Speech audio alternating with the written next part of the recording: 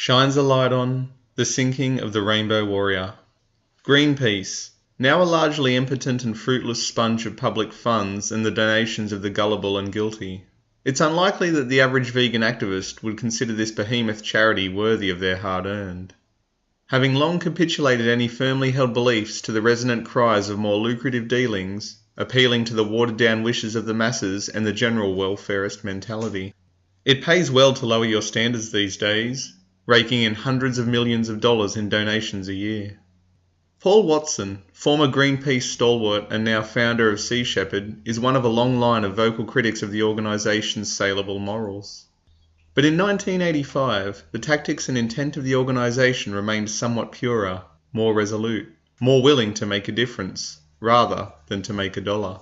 Relying on the determination and resolve of small bands of committed, hard-lined individuals, rather than tax breaks, corporate offices, and gargantuan annual income.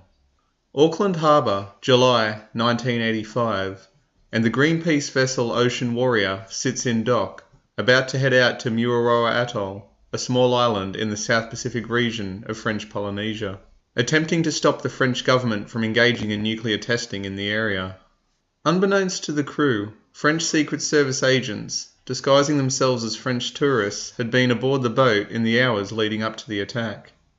At 11:38 p.m. on July the 10th, 1985, the first of two blasts erupted, blasting a 6-foot-plus size hole in the hull when many crew members were sleeping on board. The second blast, attached to the ship's propeller, came soon after. All those on board were able to scramble to safety, that is, except for Fernando Pereira. Fernando Pereira, a Portuguese photographer, was trapped in his cabin and drowned. Then came the expected subterfuge, political backpedaling, scapegoating, and outright lies. It's what governments do best, and the French government is certainly no exception. As the eyes of the world fell upon them, they initially denied any and all responsibility, claiming the attack as the action of terrorists, that old chestnut. When this failed, they attempted to shift the focus of the world across the channel, claiming that it was in fact British intelligence operatives who had conducted the attack. British intelligence are certainly no angels, though no evidence can be found that they had any involvement whatsoever. The French government's complicity soon came out, despite their best attempts to the contrary, and the incident became an international ordeal. Jean-Luc Kister and Jean Camas, both working for the French intelligence agency, the DSGE, were made the scapegoats for the attack and were sentenced to 10 and 7 years in prison respectively. They were, however, released after serving just 2. Things aren't so bad when you do your time and keep your mouth shut, it seems. The French government, bowing to mounting international pressure, paid Greenpeace $8.2 million in compensation in 1987. With Kister and Camas nestled away in prison and the world somewhat placated, the other agents involved in the attack have never been made public, or indeed brought to justice. The only political figures to feel the ramifications of the incident were the defence minister, whose resignation was forced, and the head of the DSGE, who was demoted but not fired.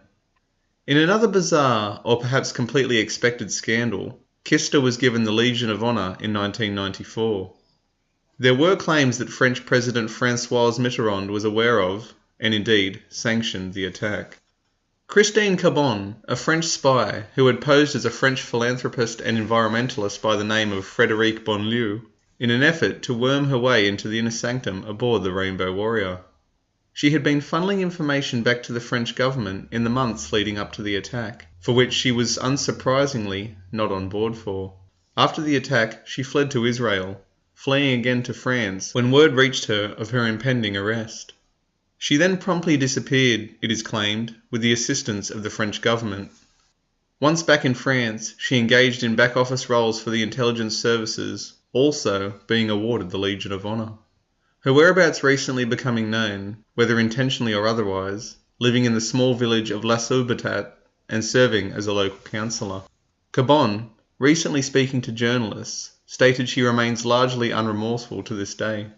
While those on board the Rainbow Warrior that night feel that justice was never done, the small cogs in the machine of government treachery and espionage left to face a small amount of public scrutiny, while the architects have quietly slipped into the shadows, for which the limelight will surely never reach. But then again, what else is new?